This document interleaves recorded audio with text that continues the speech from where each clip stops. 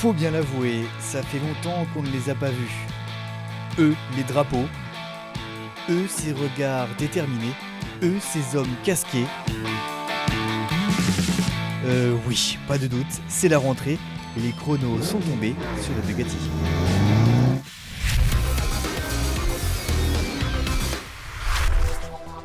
Aucune excuse, sous la pluie, il ne faut pas commettre d'impair.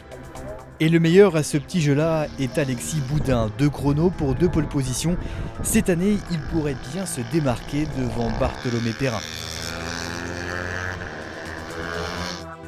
On a hâte d'être à demain, tout comme Guillaume Juchat, qui aura son mot à dire.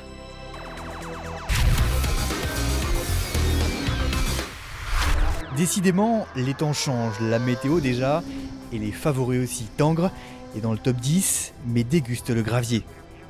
Louis Bull s'en sort un peu mieux. Mais la surprise est ailleurs. Une anglaise, une triomphe, Clémence Taulle, 2 pole positions.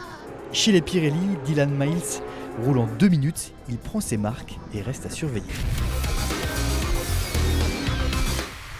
Maître Bercher sur son arbre perché tenait dans son bec un chrono sage, la première pole position donc.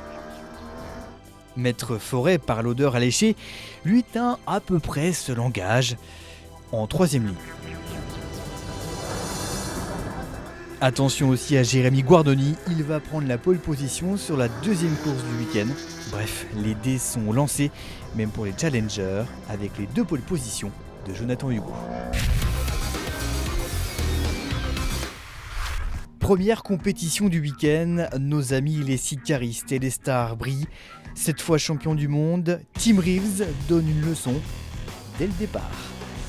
Mais rien ne sert de rouler les mécaniques à 4 tours de l'arrivée. Il rentre pour problème mécanique. Pas de God Save the Queen, mais finalement Benny Stroyer et Kevin Rousseau en 600 devant l'église Olivier en F1. Rendez-vous demain pour la 2e course.